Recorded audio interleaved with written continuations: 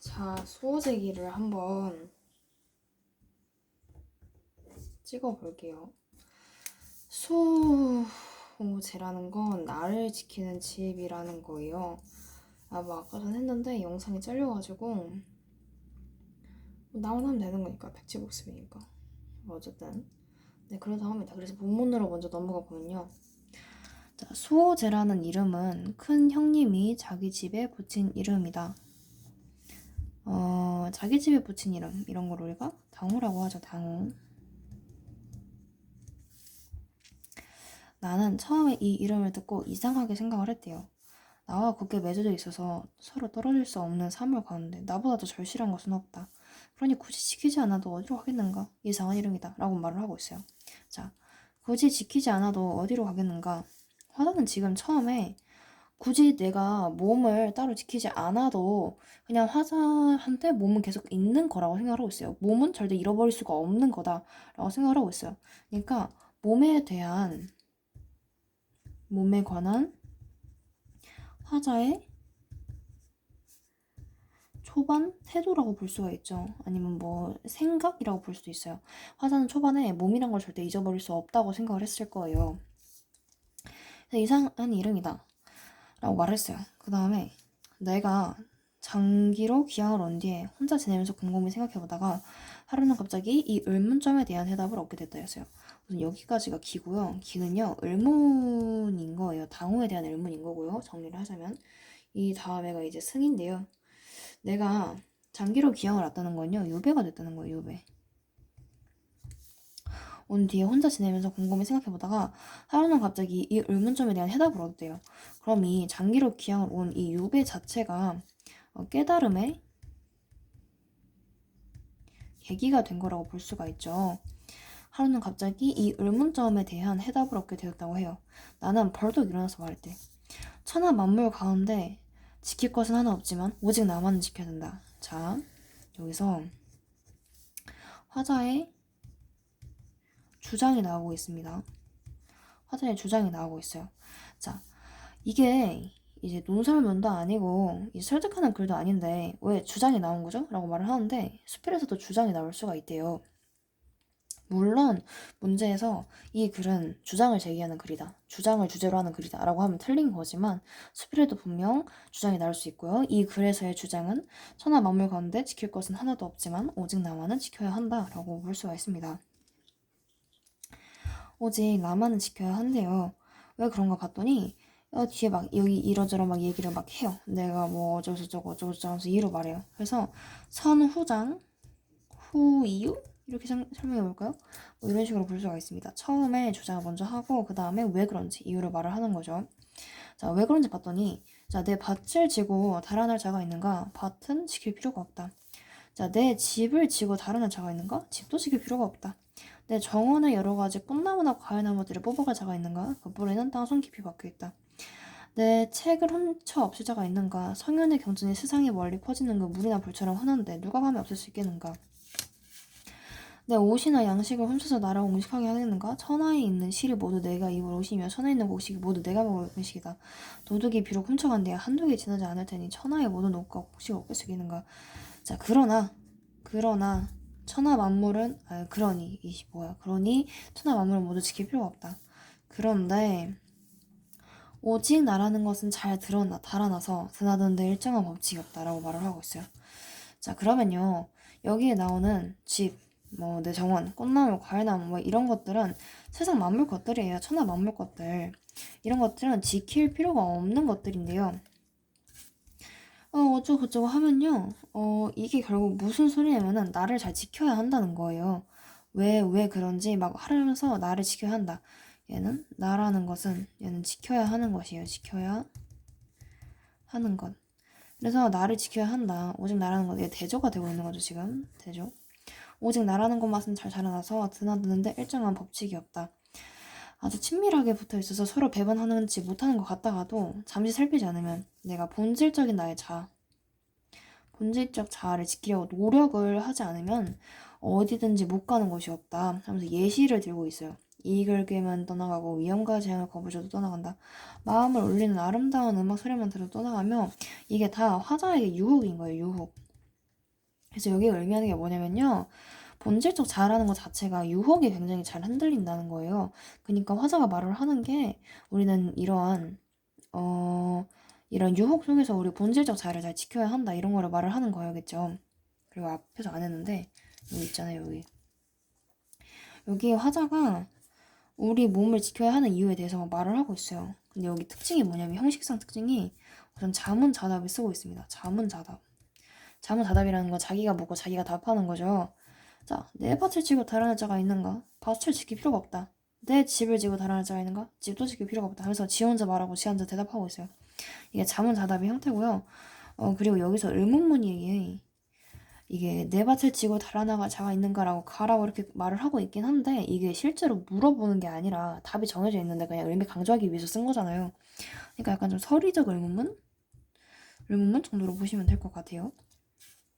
그리고 지금 비슷하게 계속 나열이 되고 있죠. 그래서 이걸 우리가 나열법이 쓰였다라고 알 수가 있습니다. 나열법이 쓰였대요. 그래서 오직 나와는 잘 드러나는데 일정한 법칙이 없다. 뭐 어쩌고저쩌고 하면서 하고 있어요. 그리고 여기 중에서 이게 있었는데 눈썹이 새까맣고 이가 하얀 미인의 요염한 모습만 봐도 떠나간다.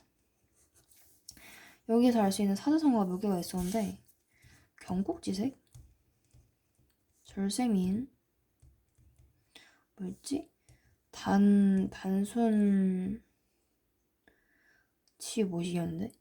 단순호치 무슨 배웠는데 기억이 안 나네. 뭐 이런 것들만 하면 되지 뭐. 뭘 5개나 알아. 어쨌든 뭐 이런 것들을 나타내는 그런 게 있었고, 자, 한 번 가면 돌아올 줄을 몰라서 붙잡고 말릴 수가 없다. 그러니 천하의 나보다 더 잃어버리기 쉬운 게 없다고 이렇게 말을 하고 있어요.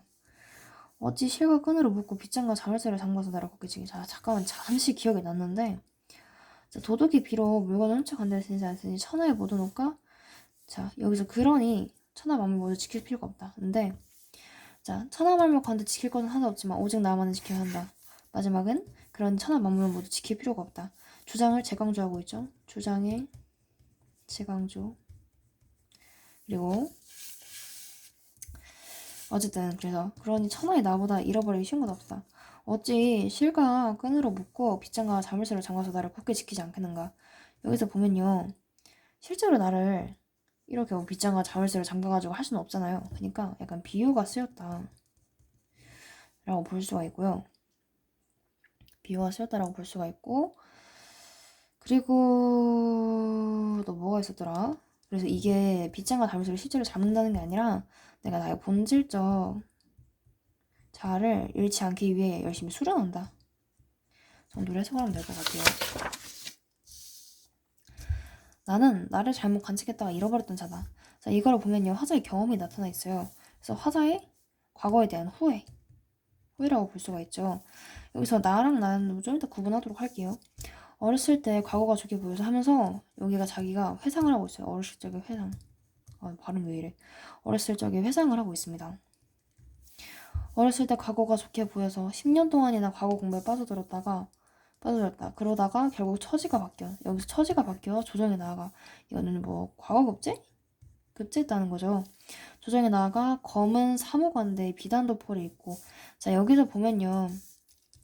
검은 사무관대랑 비단도포라는 건 이 사람이 좀 높은 신분을 가졌다는 거예요. 높은 신분. 신분이 높대요. 그래가지고 우리가 이런 것들, 이런 작은 특정한 것들을 보고서 이 사람이 높은 신분을 가졌구나. 더 큰 개념을 알 수가 있죠. 이걸 우리가 대유법이라고 합니다. 작은 것이 큰 것을 대표하는 것. 그래서 검은 사대야 비단도포에서 대유법이 쓰여 있다라는 걸 알 수가 있고요. 있고 12년 동안이나 대낮에서 미친 듯이 클기를 뛰어났다. 여기까지 보면요.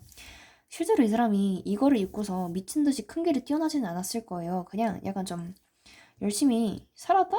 열심히 약간 뭐라 해야 되지? 권력을 향해 달렸다? 뭐라 해야 되지? 어쨌든 뭐 그런 거예요. 뭐라 하더라?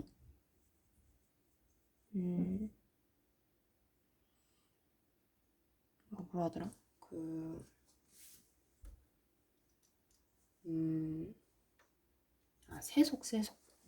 세속적인 현실에서 계속 막 살아왔다. 그리고 미친 듯이라는 단어 표현을 선택을 봐가지고 이 사람이 지금 자신의 과거를 좀 안 좋게 보고 있다라는 것을 알 수가 있습니다. 그러다가 또 처지가 바뀌어서 한강을 건너고 문경세제를 넘게 되었다. 여기서 처지가 바뀌어야 되는 건요. 앞에랑은 약간 좀 다르죠. 유배가 되는 거예요. 유배를 왔다. 유배를 옴. 그래서 한강을 건너고 문경세제를 넘게 되었다. 유배지인 거죠. 유배지. 그래서 이 유배지를 통해서 알 수 있는 게, 통해서 알 수 있는 것보다는 유배지는 화자에게 깨달음을 주는 곳이자 이제 본질적인 자아를 이 사람은 지키지 못했어요. 지키지 못한 결과라고 볼 수 있습니다. 지키지 못해가지고 유배 온 거잖아요. 지키지 못한 결과. 자, 친척과 조상의 무덤을 버리고 곧바로 아득한 바닷가 대나무로 달려서 나한테 했다. 여기가 똑같은 거죠. 이때 나에게 물었다. 자, 이때 나에게 물었다. 이게 자문사답했다는 거야. 아예 자문했다는 거야. 자문. 자아성찰했다는 거예요. 여기서 단어 특징이 뭐냐면요. 내가 나에게 물었다고 약간 나를 대화의 대상으로 보고 있어요. 대화의 대상. 나를 대화의 대상으로 보고 있으니까 첫 번째, 화자가 자신을 객관적으로 볼 수 있습니다. 객관적으로 볼 수가 있고, 두 번째는 화자의 자아성찰이죠. 자성을 좀 가시적으로 보여주고 있다? 뭐 이런 식으로 볼 수가 있습니다. 자, 너는 무엇 때문에 여기까지 왔니? 영원하다 도끼가 흘러서 왔니? 어쩌고저쩌고? 왜 본바닥으로 돌아가지 않느냐? 하고 지 혼자 이렇게 자기 혼자 자아성찰을 하고 있어요. 지금 졸려가지고 약간 단어 선택이 좀 짜증나요. 아니, 좀 이상해요. 자, 그러나 나는 끝내 멍하니 움직이지 않으며 돌아갈 줄을 몰랐다. 이거는요, 이 나가 본질적인 나인데요. 돌아갈 줄을 몰랐다는 것 자체가 아직 약간 좀 출세에 미련이 있다는 거예요. 내가 정말 출세에 아무 미련이 없었으면은, 내가 진짜 다 훌훌 털고 왔으면은 내가 본질적인 자아를 위해서 떠나는 거를 이제 좀 여의치 않았겠죠. 근데 얘가 지금 내가 끝내 멍하니 움직이지 않으면 돌아갈 줄을 몰랐대요. 그러니까 그 세속적인 삶에서 계속 머물고 싶어 했다는 거야. 아직 출세에 대한 미련이 남아있다는 거죠. 얼굴빛을 보니 마치 얼매인 곳이 있어서 이게 권력이죠. 권력이란 출세 이런 걸 나타내는 거죠. 돌아가고 싶어도 돌아가지 못하는 것 같았다. 그래서 결국 붙잡아 이곳 함께 머물렀다. 이거 자체가 아직은 약간 미련이 남아있지만 그래도 본질적 자아를 나를 지키려는 노력이라고 본대요. 내가 그래도 난 아직은 가고 싶었지만 그래도 내가 억지로 나를 붙잡아가지고 현상적인 자아를 붙잡아가지고 내가 여기서 머물고 있다. 해서 함께 머물렀다는 것 자체가 본질적 자아가 그 현상적 자아를 완전 다 이겼다는 게 아니라 얘네가 잘 섞여 있다는 거예요. 그냥 적당하게 섞여 있다 라고 보면 될 것 같아요. 그리고 또한 이때 둘째 형님도 나를 잃고 나를 쫓아 남의 지방으로 왔는데, 남의 지방으로 왔다는 것 자체가 유배를 갔다는 거죠. 유배를 갔으니까 둘째 형님도 아마 본질적인 자아를 잊어버렸던 거예요. 본질적인 자아를 잊고 유배를 가가지고 역시 나를 붙잡아서 그곳에 함께 머물렀다. 이게 뭔 소리냐면은 둘째 형님도 깨달음을 얻고서 본질적 자아를 갖고서 본질적 자아랑 현상적 자아가 잘 조화를 이루면서 잘 살아가고 있다. 뭐 이런 뜻이겠죠. 여기까지가 아마 전일 거예요. 기승 여기서부터가 전일걸요? 그래서 여기가 아마 그 자기 적용일 거예요. 자기한테 적용하는 거. 여기까지 여기에 왜 이런 이름이 붙었나에 대해서 의문을 제기를 합니다. 그리고 여기서 그 의문에 대한 해답을 얻어요. 아, 왜 그랬구나 하고서 의문을 얻어요. 그래서 그거를 자기한테 적용을 하는 거예요.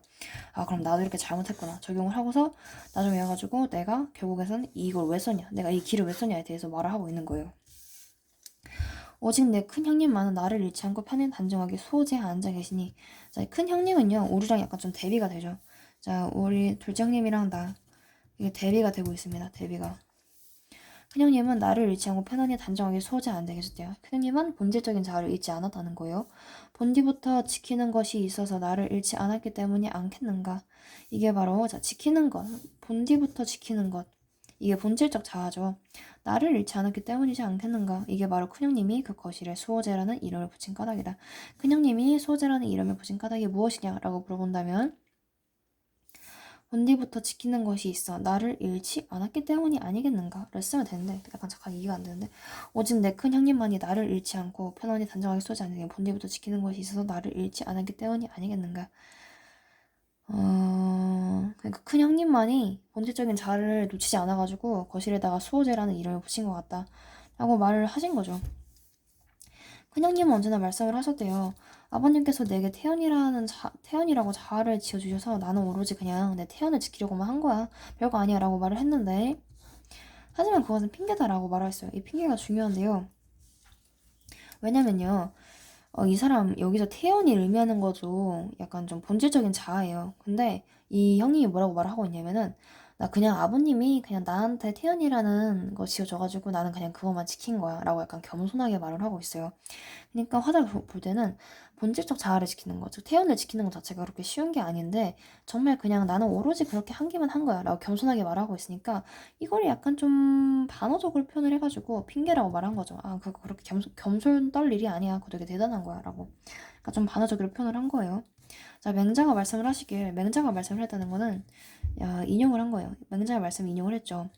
자 이게 교술 갈래인데요. 약간 좀 교훈을 주는 그런 갈래예요. 교훈을 주는 글인데요. 그 교훈을 준다는 것 자체도 약간 좀 상대방을 설득을 해야 하는 게 맞는 거죠.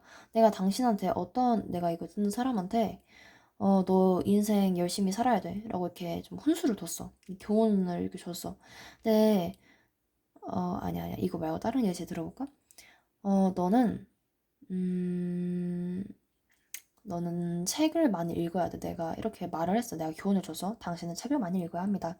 왜냐하면 하면서 당신 이렇게 설득을 하겠지. 그래가지고 당신이 아 그래 나는 이런 이유 때문에 내가 책을 읽어야 되구나. 아 저 교훈 내가 받아들여야겠어 하면서 교훈을 받아들일 수가 있는데 만약에 내가 당신 설득 못했어. 내가 왜 책을 읽어야 되는데?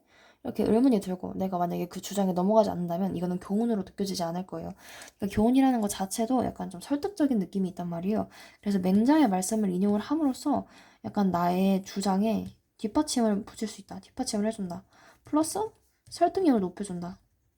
이렇게 볼 수가 있습니다. 맹자가 말씀하시기를 무엇을 지키는 것이 큰다. 몸을 지키는 것이 크다라고 말씀해요. 여기서 몸은 본질적인 자아겠죠. 이 말씀이 진실하다. 내가 스스로 말한 내용을 써서 큰 형님께 보이고 수호제의 기로 삼는다라고 말을 했어요. 자 여기가 이제 화자가 이제 화자의 내력이죠. 화자가 이제 수호제 이 글을 쓴 이유. 그래서 결의 내용은 화자가 이거를 쓴 이유에 대해서 나왔어요. 자 그러면은 우리가 한번 본질적 자아랑 현상적 자아에 대해서 나눠봅시다. 앞에 앞부분이 잘려가지고 약간 설명이 덜 되긴 했는데 본질적 자아라는 거는요. 현상적 자아를 먼저 이해를 돼요. 현상적 자아라는 것 자체가 약간 우리가 살면서 되게 많은 욕망에 휩쓸리잖아요. 아, 나 저것도 먹고 싶고, 오늘은 공부하고 싶지 않고, 난 놀고 싶고, 아, 나 저 남자친구 사귀고 싶다. 아, 나 남친 존나 사귀고 싶다. 이러면서 여러 가지 약간 좀, 욕망에 좀 휩쓸 수가 있잖아요. 이게 맞는 표현인가? 약간 좀 휩쓸릴 수가 있어요. 여기도 가고 싶고, 저기도 가고 싶다 하면서.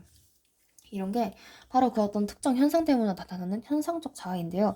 이러한 현상적 자아 가운데서 내가 지켜야 하는 것, 뭐 그걸 본, 뭐라 하더라? 뭐라 하더라?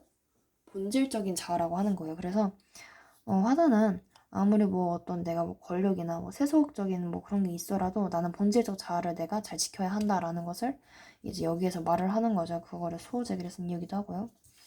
그러니까 이 본문에선 나라는 단어가 나오는데 이 나라는 거가 두 가지가 나와요. 첫 번째 나는요 본질적 자아를 의미한다고요. 두 번째 나는 현상적인 자아를 의미하는 나예요. 그래서 우리가 구분을 할 건데 노란색으로는 이제 본질적 자아를 나타낼 거고 파란색으로는 현상적 자아를 나타내도록 할게요. 자, 수호제라는 이름은 큰 형님이 자기 집에 붙인 이름이다. 나는 처음에 이 이름을 듣고 이상하게 생각했다. 나와 굳게 맺어져 있어 서로 떨어질 수 없는 사물 가운데 나보다 절실한 것은 없다. 그러니 굳이 지키지 않아도 어디로 가겠는가? 이상한 이름이다. 내가 장기로 귀양 온 뒤에 혼자 지내면서 곰곰이 생각해보다가 하루는 갑자기 이 의문점에 대한 해답을 얻었다. 나는 벌떡 일어서서 말했다. 천하만물 가운데 지킬 것은 하나도 없지만 오직 나만은 지켜야 한다. 여기 나. 오직 본질적인 나만은 지켜야 한다. 내 밭을 지고 어쩌고저쩌고. 그런데 오직 나라는 것만은 잘 달아난다. 자, 본질적 자라는 것 자체가 굉장히 흔들리기 쉬운 거예요. 왜냐하면 현상적인 자아로 이렇게 흔들리기 쉬운 거죠. 이 유혹도 나를 꼬시고 저 유혹도 나를 꼬시는데 내가 이거 하고 싶으면 내 본질적 자아가 저기 가가지고 남친을 꼬시고 있어. 내가 지금 막 어떤 떡볶이가 있어. 그럼 나는 지금 야식 먹으면 안 되지만 내 본질적 자아가 야식을 먹고 싶대. 흔들리고 있는 거야. 그러니까 나라는 것이 잘 달아난 거야. 본질적 자아가 잘 달아나가지고 잘 달아나서 드나드는 일정한 법칙이 없대. 아주 친밀하게 붙어있으면 서로 배반을 못할 것 같다가도 잠시 살피지 않으면 어디든 못 가는 곳이 없대. 이길 게임은 어쩌고저쩌고 한다. 그러니 천하에 나보다 더 잃어버리기 쉬운 것은 없다. 본질적 자아가 잃어버리기 굉장히 쉽다고 말을 하고 있어요. 그래서 어찌 실과 끈으로 묶고 빗장과 자물쇠를 잠가서 나를 굳게 지키지 않겠는가 하면서 본질적 자아를 계속 말을 하고 있죠. 나는 나를 잘못 간직했다 잃어버렸던 자다. 자, 나가 나를 잘못 간직을 했대요. 근데 나를 잘못 간직했다는 것 자체가 원래 나는 제대로 된 거였는데 이 제대로 된 거를 잘못 간직을 했다는 거니까 이게 아마 본질적 자아일 거예요. 그리고 이게 현상적 자아겠죠. 현상적 자아에 취해있던 내가 본질적 자아를 잘못 간직을 했다는 거예요.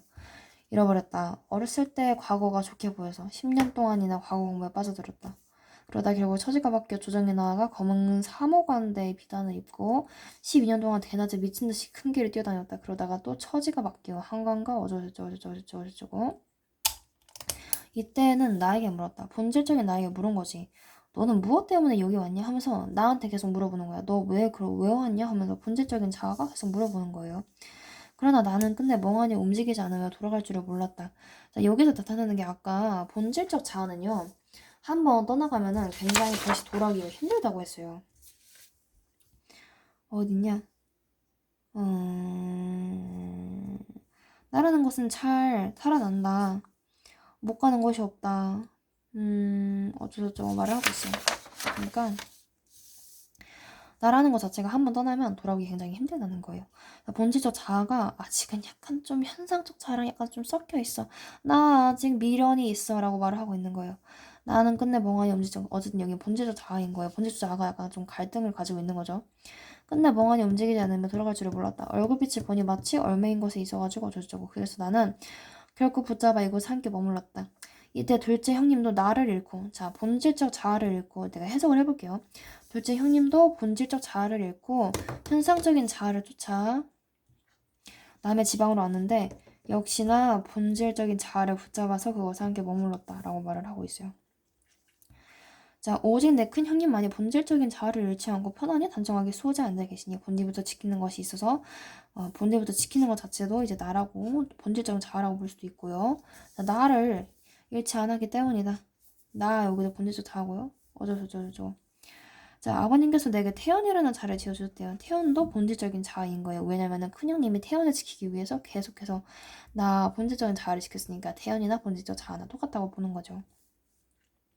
자, 맹자가 말씀하시길 무엇을 지키는 것이 큰가, 몸을 지키는 것이 크다라고 말씀하셨다. 여기서도 본질적 자아인 거죠. 이 말씀이 진실하다. 내가 스스로 말한 내용을 쳐서 큰 형님께 보이고 수호제의 길을 삼는다 라고 보고 있습니다. 자, 맞는지 한번 볼게요. 아까 저거 좀 헷갈려가지고.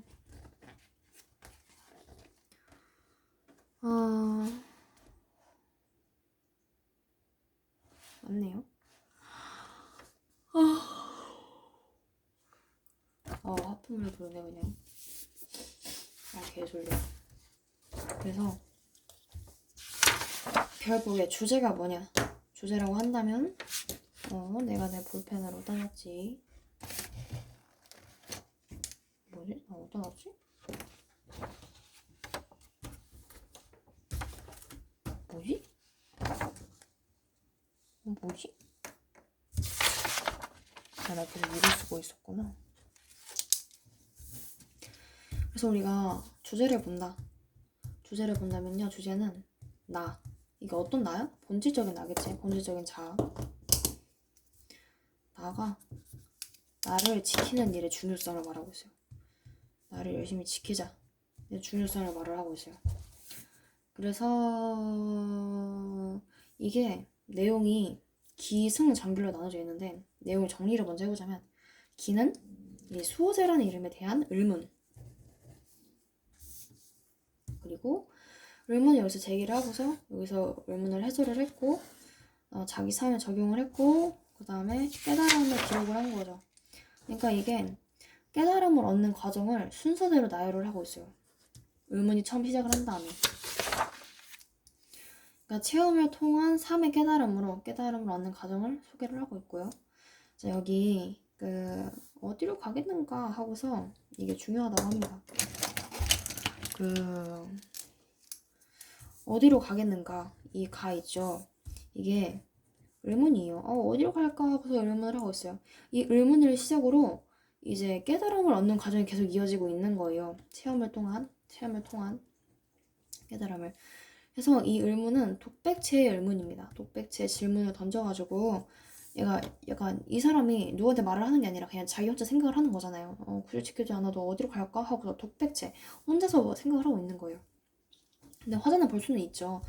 그러니까 이런 독백체의 질문을 함으로써 첫 번째로 독자의 흥미와 궁금증을 유발할 수 있어. 이걸 읽고서 그러게 굳이 지키지 않아도 어디로 안 갈 것 같은데 하면서 이제 좀 의문을 가질 수가 있고요.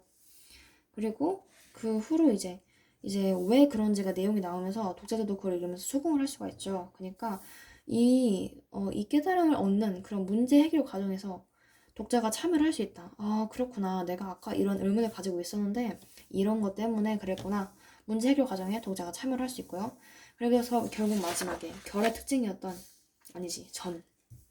전에 지난 삶에 대한 회고와 반성을 한다 했잖아요. 작가가. 그러니까 이거에 따라서도 마찬가지로 독자들도 자성의 기회를 가질 수가 있다. 자가 성찰을 할 수 있는 기회를 가질 수가 있다. 라고 보시면 됩니다. 둘째형 그녀님 어쩌고저쩌고 맹자의 말.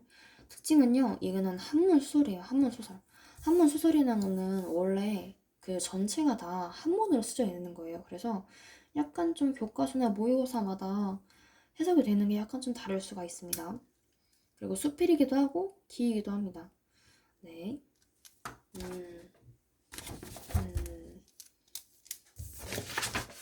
이 안에도 이 수어제기가 수필이다 보니까 수필이 작가가 자신의 체험을 바탕으로 주관적으로 쓴 글이잖아요. 약간 좀 주관적이고 개성적인 느낌이 있을 수 있어요.